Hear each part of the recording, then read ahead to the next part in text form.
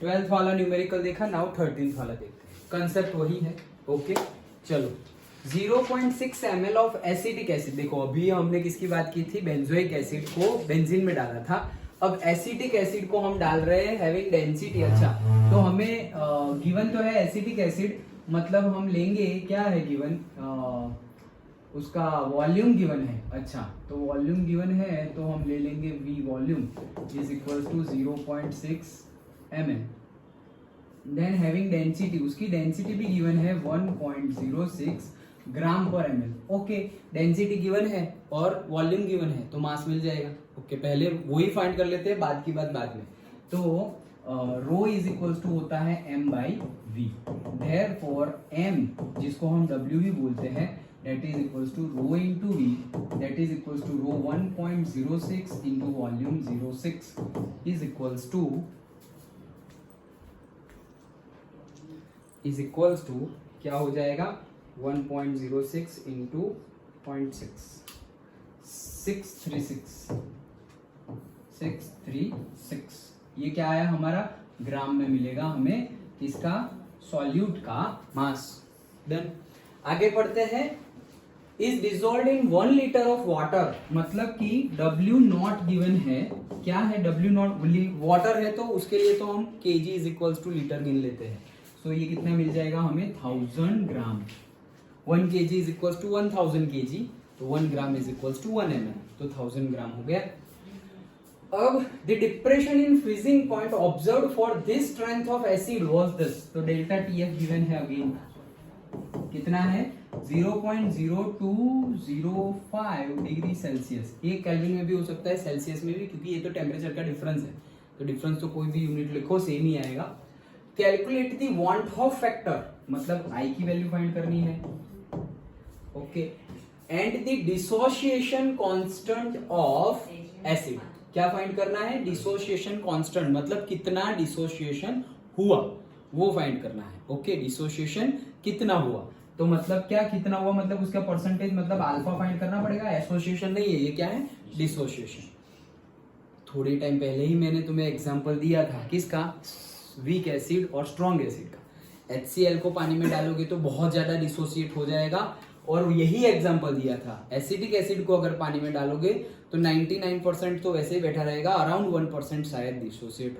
अभी दिया था, अभी एग्जांपल दिया था, तो वही केस है। एसिटिक एसिड किसमें है, पानी में है, तो मतलब ज्यादा कुछ डिसोसिएट होने वाला नहीं है। लेकिन हम जो भी न्यूमेरिकल से वैल्यू है, लेकिन ज्यादा कुछ होगा नहीं, ये हमें पहले से ही पता है, हमारे previous knowledge equilibrium and all वो नॉलेज से हमें पता है। अच्छा अभी हमें आई फाइंड करना है। आई फाइंड करने के 3 फॉर्मूलाज है। 3 फॉर्मूलाज में से नंबर ऑफ मोल्स वाला फॉर्मूला निकालो, क्योंकि वो अभी है नहीं, तो उसके बगैर 2 फॉर्मूलाज है। एक normal mass upon abnormal molar mass, और दूसरा प्रैक्टिकल अपॉन थियरी, जो हमारी ये प्रॉपर्टी है। Okay suppose delta TF given है, तो डेल्टा TF अगर हम डायरेक्टली भी फाइंड कर ले, ओके एक तो गिवन है और दूसरा अगर हमने फाइंड कर लिया कॉलिगेटिव प्रॉपर्टी, ओके तो उसका रेशियो से भी हमें आई मिल जाएगा। तो हम colligative property delta TF find कर सकते हैं क्या, तो delta TF is equals to क्या होता है, के मतलब KF इंटू M। तो नहीं फाइंड कर सकते, क्यों, क्योंकि K की वैल्यू गिवन ही नहीं है। K की वैल्यू ही नहीं गिवन है तो कैसे फाइंड करें। लेकिन यस वाटर है, बेंजीन हो ये वो कुछ भी हो, तो तुम नहीं फाइंड कर सकते। वाटर है तो you are suppose to remember the value of KF, okay which is 1.86। Yes तो वो हम याद रख लेना। तुम न्यूमेरिकल में वैल्यू गिवन हो या ना गिवन हो, जैसे कि यहाँ गिवन नहीं है तो वो तुम्हें याद रखनी है 1.86। हमें जो पहले टेबल्स बनाए थे उसमें गिवन ही होगी, आई विल शो यू। ये क्या है, ऑस्मोटिक प्रेशर, ये रहा KB KF, this water 1.86 Kg पर मोल। डन। तो ये वाटर वाली देखो, बेंजीन है उसके लिए 5.12, इथेनॉल के लिए 1.99, लेकिन वो सब तुम्हें याद ना हो, देयर डोंट एक्सपेक्ट कि तुम्हें याद हो, बट वाटर का याद होना चाहिए। सो अगेन हम ये फॉर्मूला वैसे तो यूज नहीं कर सकते थे क्योंकि न्यूमेरिकल में KF की वैल्यू नहीं गिवन थी, लेकिन वाटर के लिए तो हमें याद रखना ही है, सो हम यूज कर सकते हैं। तो डेल्टा TF हम फाइंड करते हैं, वो कितना होगा, KF 1.86 और मोलालिटी में है हमारा mass by molecular mass into 1000 divided by solvent का मास ग्राम में। डन, यही फॉर्मूला है हमारा मोलालिटी का। तो वैल्यू पुट करते हैं 1.86 मास कितना आया, ये रहा, कहाँ गया, ये रहा 0.636 सॉल्यूट का mass into 1000 divided by molecular mass कितना होगा, किसको डाल रहे हैं हम, CH3COOH को, तो फाइंड करना पड़ेगा C का 12, H3 का 3, C का दूसरा 12, डबल O का 16 2 32 प्लस H का 1। Done, okay. तो कितने हैं 15 हुए, हाँ 15 और 2 17 27 और 30 27 और 30 57 और 3 60 आ रहा है, देखो 15 16 और 2 18 और 30 दैट इज 48 एंड 12 60।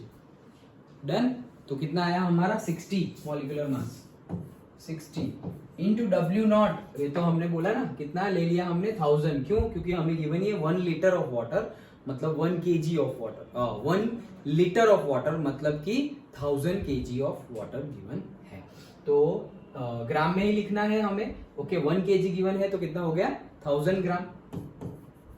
तो ग्राम और केजी में कंफ्यूज ना होना, हमें पता ही है फॉर वाटर के लिए 1000 ग्राम अगर हमने लिया तो वो कितना हो जाएगा 1000 ml, और अगर हमने लिया 1 kg तो वो हो जाएगा क्या 1 लीटर।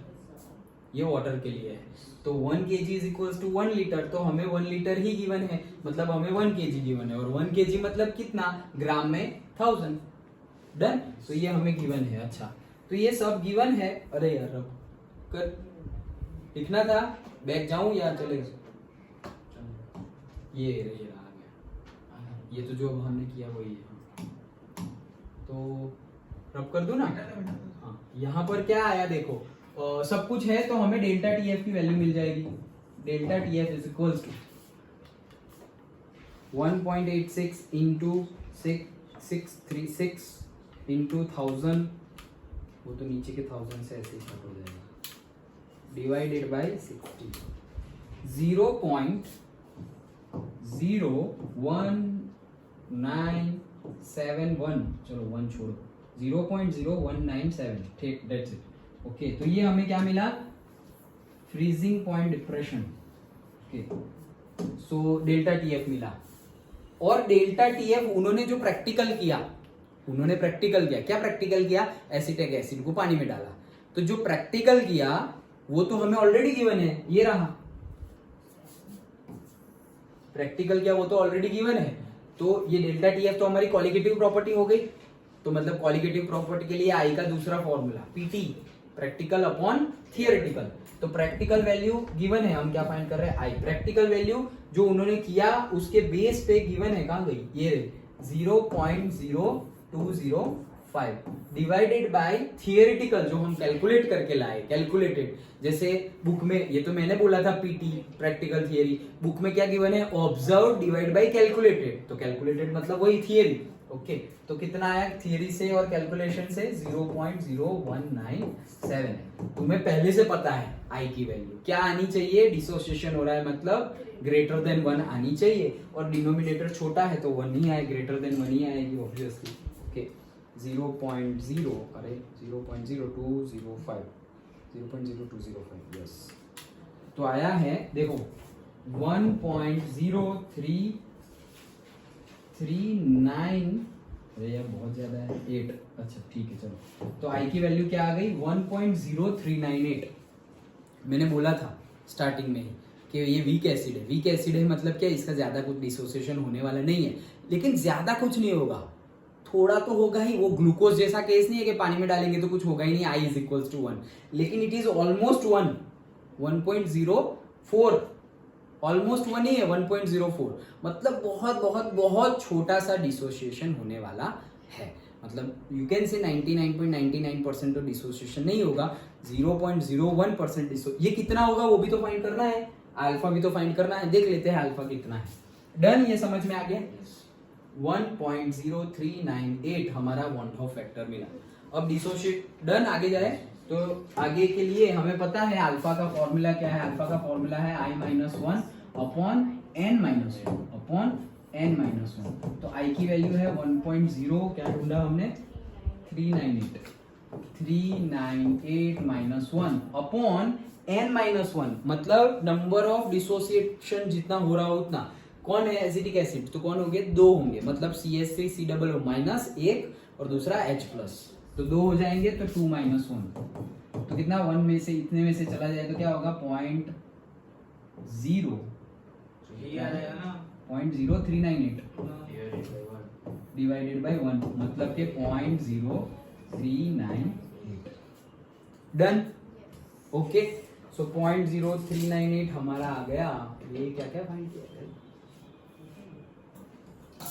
आंसर कहाँ है, क्या फाइंड करना था, calculate the want of factor, वो फाइंड कर लिया, डन। और फिर अच्छा, उनका आया है डिग्री ऑफ एसोसिएशन कितना 0.041 और हमारा आया है 0.039, वॉट एवर, एग्जैक्ट जैसा ही है।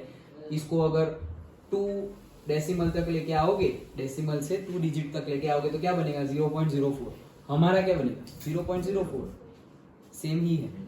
डन, तो करेक्ट आंसर है ये क्या आया अल्फा। और अगर परसेंटेज में बोलना हो तो 100 से मल्टीप्लाई करना पड़ेगा, तो क्या आएगा 3.98।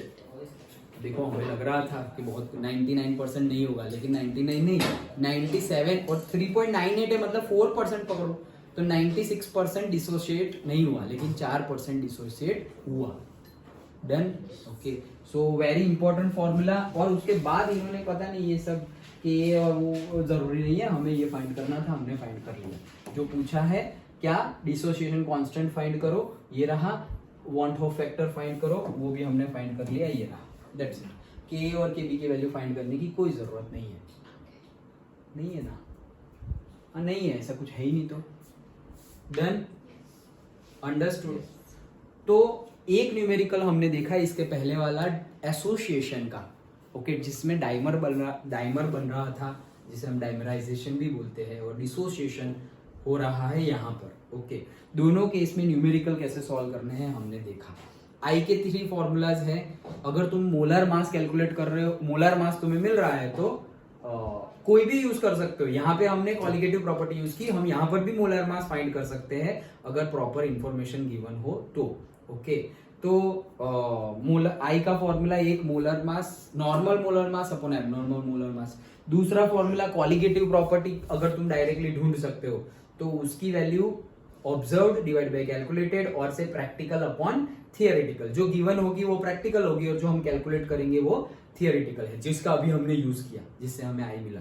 और थर्ड है, अगर नंबर ऑफ मोल्स पता हो तो एबी वाला formula, after number of moles कितना है, मतलब आफ्टर द डिसोसिएशन और एसोसिएशन नंबर ऑफ मोल्स कितने हैं, डिवाइड बाय बी, मतलब बिफोर बिफोर डिसोसिएशन और एसोसिएशन नंबर ऑफ मोल्स कितने हैं वो लिखेंगे।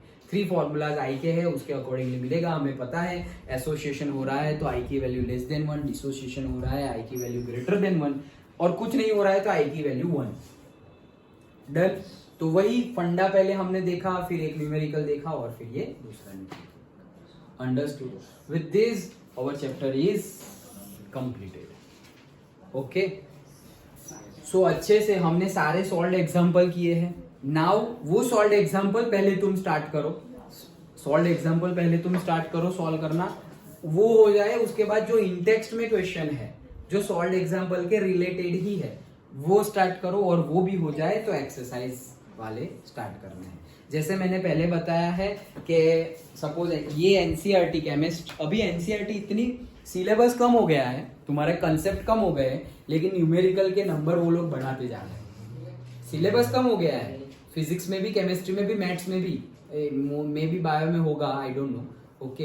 बट कहने का मीनिंग क्या है, सिलेबस कम हुआ है, लेकिन जो एक्सरसाइज में क्वेश्चन है ना उसको कम नहीं किया, वो है ही, सिर्फ वो कंसेप्ट जो डिलीट हुआ है उसका ही डिलीट हुआ है, मे बी एडिशन भी हुआ हो, ओके, कोई नए न्यूमेरिकल्स एंड ऑल। मतलब कहने का मीनिंग क्या है कि न्यूमेरिकल्स बहुत ज्यादा प्रैक्टिस करने हैं, फिजिक्स में, केमिस्ट्री में, मैथ्स में, तो केमिस्ट्री में तो क्या है, एनसीईआरटी कर लो, इंटेक्स, सॉल्व एग्जाम्पल, एक्सरसाइज, ये 3 चीजें, और चौथा पीवाईक्यू, मिनिमम 5 पीवाईक्यू। 2024 है ये, तो 2024 का पेपर, 2023 का पेपर, 22 का और 21 का, ओके, और 20 का भी। तो 20 से लेके 24, या फिर तुम जैसे वो कंपार्टमेंट एग्जाम भी होती है, ओके, उसको गिना तो 2-3 में ही खत्म हो जाएगा। 24 के 2, 23 के 2 और 22 का 1 खत्म, 22 से 24 में ही खत्म। और ऐसा नहीं है, हाँ, ऐसा मत समझना कि कंपार्टमेंट के इजी होते हैं, नहीं, उसका लेवल जो प्रीवियसली जो रेगुलर एग्जाम होती है उसका जो लेवल होता है कंपार्टमेंट का भी वही होता है, अगर कम हो तो भी बहुत माइनर कम होता है। अंडरस्टूड, आया समझ में? ओके, तो यहाँ पे हमारा चैप्टर कंप्लीट होता है, पूरा सॉल्यूशन चैप्टर अच्छे से। मैंने जैसे पहले भी बताया सारे वीडियोस अपलोडेड है, आज के 3 वीडियोस कंसेप्ट का और 2 न्यूमेरिकल के भी मैं अपलोड कर दूंगा। कहने का मीनिंग ये है कि जो भी बाकी है वो कंप्लीट करो, एग्जाम टाइम पर बहुत कुछ नहीं कर पाओगे, तब तो सिर्फ रिवाइज ही करना है। अच्छा, आई का वैल्यू ये रिवीजन, क्योंकि बहुत ज्यादा हो जाएगा। ओके, सो पाइल अप मत होने दो, ओके, ज्यादा से ज्यादा जैसे ही स्कूल स्टार्ट हो, ओके, उससे पहले ही, मतलब before the first week of June, और से 6th और 7th जून, okay, you confirm, okay, make sure that तुम्हारा फिजिक्स, केमिस्ट्री, मैथ्स, बायो जितना भी एटलीस्ट स्कूल में वैकेशन से पहले हुआ है और क्लासेस में यहाँ पर वैकेशन से पहले और वैकेशन के बाद में जो भी हुआ है वो सब कुछ तुम्हारा हो जाए। डन हो जाए मतलब ये तो हो ही जाए, लेकिन जो मैंने बोला वो इंटेक्स्ट है और से पर्टिकुलरली एक्सरसाइज है, सॉल्व है, वो भी हो जाए। एक्सरसाइज तो चलो बाद में, लेकिन एटलीस्ट सॉल्व और इंटेक्स्ट तो हो जाना चाहिए, एक्सरसाइज बाद में। और अगर पॉसिबल होगा तो मैं एक्सरसाइज के भी वीडियोस के कंसेप्ट बता दूंगा।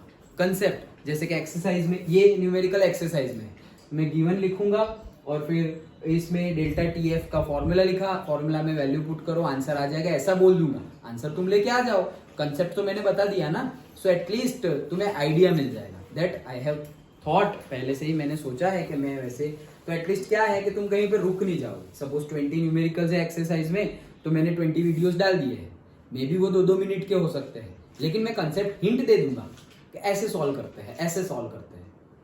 अंडरस्टैंड? पहले तो तुम डायरेक्ट ही सॉल्व करो, लेकिन ना हो तो हिंट देख लो। डन?